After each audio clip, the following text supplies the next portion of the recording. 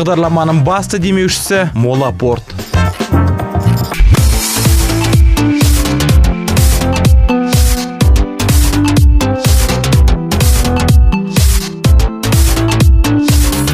Еліміздегі ең ірі апорт молында сатып алда сыйлық ал науқаны жүріп жатыр. Сіз мұнда кез келген дүкеннен 15 мың теңгеден аса сауда жасасаңыз, сіздерге тамаша сыйлықтар беріледі. Еліміздегі ең ірі апорт молында акция өтіп жатыр. Сатып алда сыйлық ал. Бұл сыйлықтарға біз барлық бутиктардан сіздердің өздеріңіздің чектеріңізді алып келесіздер, ал біз сіздерге сыйлық береміз. Бұл сыйлықтар бізге бүгін күні бойына балаңыз Гавай аквапаркіне шомылады және фитнес-залға, отбасылық фитнес-залға қолдана аласыздар. Бұл фитнес-зал әрқайсысы 3 сағаттан үлкен ер адам, әйел адам және балдар келіп қолдана алады.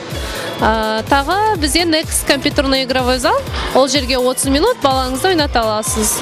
Тағы Funky Town игровой залға, аттракциондарға, ол жерге 3 аттракционға тегін балаңызды ойната аласыз. Әшекейге қызықпайтын әйел заты жоқ. Апорт молында орналасқан Серебро дүкені жеңілдіктерін тіпті 90%-ға дейін түсірген. Ол үшін сатып алушылар өте қуанышты. Біз бүгін Апорт мол және Серебро дүкеніндеміз.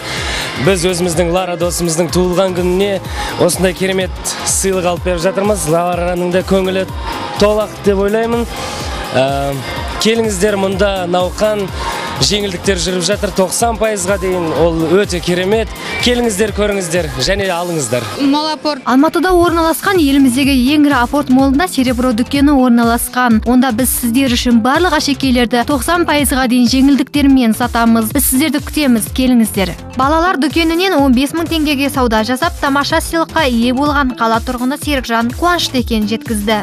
Сегодня я сделал покупку. Мен бүгін апорт молдағы Baby Juice дүкенінде сауда жасадым. 15 мың теңгеге ұлыма аяқ киім алдым. Ол үшін апорт мол маған мынандай керемет сыйлықтар берді. Сіздер де келіңіздер. Baby Juice дүкенінде барлық аяқ киімдер тамаша жеңілдіктермен сатылып жатыр дейді дүкен әкімшісі. У нас в Молапорте. Бізде апорт молда Baby Juice дүкенінде қысқа аяқ киімдер 20%-ық жеңілдікпен сатылымда. Біз сіздерді өз дүкенімізде күтеміз. Ал түрлі мерекелік кештер мен күнделікті тағатын әшекейлер сататын Балауса дүкені де өз тұтынушыларына 20%-ға дейін жеңілдіктер жасапты. Бізде қазір Балаусада 20%-ық жеңілдіктер. Апорт молынан келіп, Балаусадан сауда жасауларыңызды күтеміз. Мен бүгін Балауса компаниясынан осы тамаша әшекей бұйымдар сүйіктіме алып отырмын өлдерге. Өзімізге қатты ұнап жатыр. Енді болашақта да бұйыртса осы жерден аламыз деген ойдамын. Сонымен еліміздегі ең ірі апорт мол ұсынған жеңілдіктер мен сыйлықтардан құр қалмаңыздар. Сауда жасағаныңызға алғыс айтатын орталық сіз үшін тосын сыйлар жасаудан жалықпайды.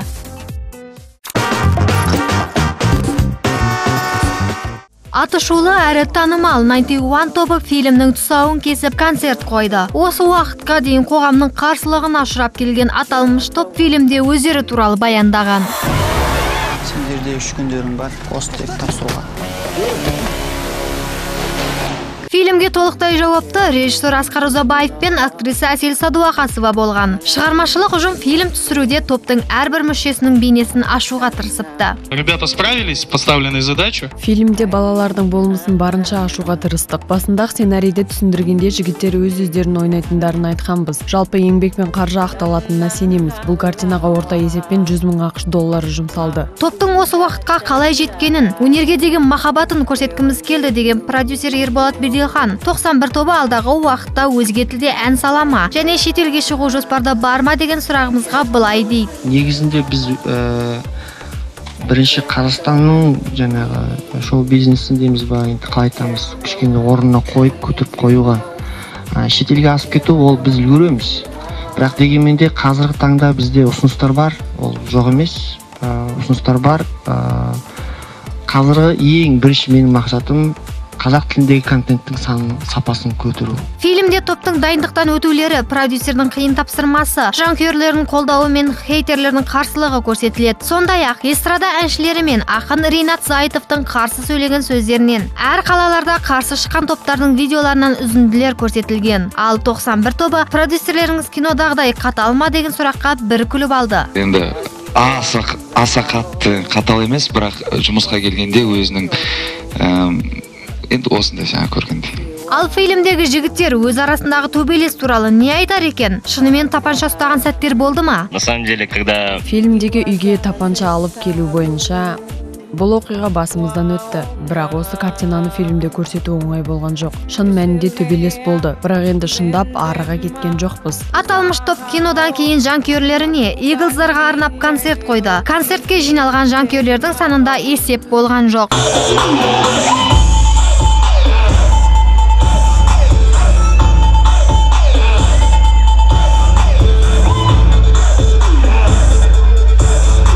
Жанкүйерлердің бәрі де жігіттердің әніне қосылып билеп қолдап жатты. Кейбір Eagles'дар көз жастарына ерік беріп те жүрсе, ал кейбіреулері сыйлықтарында арқалай келіпті. Ал кино туралы пікір білдірген жанкүйерлер ризашылығын білдірді. Менің ойлағанымдай фильм болды деп айтуға болады. Мен өте керемет әсерде шықтым. Залда жылауға шақ қалып отырдым. Шынымды айтсам, бірақ енді әріптестермен келгеннен кейін өзімді ұстадым. Бірақ фильм нағыз жанкүйерлеріне сондай жүректерін тоқтатын, сондай бір сезімге бөлейтін керемет фильм шыққан. Және бұнымен мен жігіттерді құттықтаймын. Және ең бастысы хейтерлар бұл фильмді көру керек деп ойлаймын. Мен бұл фильмда мысалға олардың қалай қосылғандарын, қалай бірге ән айтатындарын бәрін көргім келеді. Қазіргі испытывать етіп тұрған эмоциям білгім келіп барады, киноға кіргім келіп тұр, прям қатты. Айта кетейік, қазақ тілінде сауатты контент жасай алатын топ болуды көздейтін 91 тойға мүлдем шықпайды. Осы уақытқа дейін бірнеше әндеріне бейнебаян таспалап фильм түсірген бұл ұжым енді Қағаз кеме телесериалын түсіріп жатыр.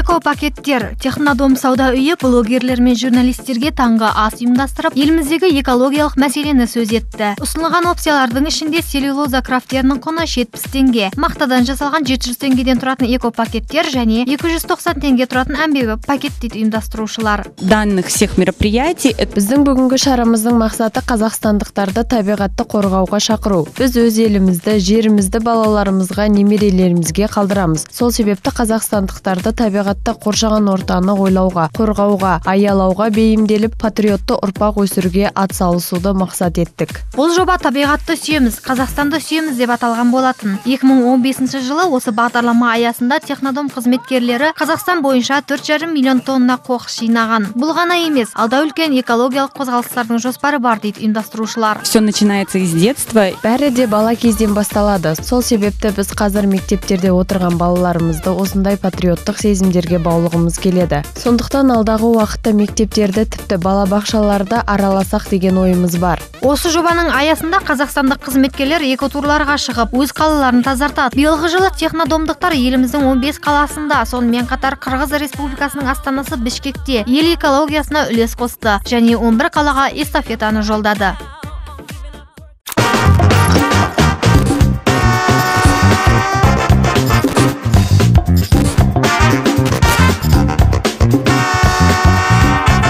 Бағдарламаның басты демеушісі Молапорт.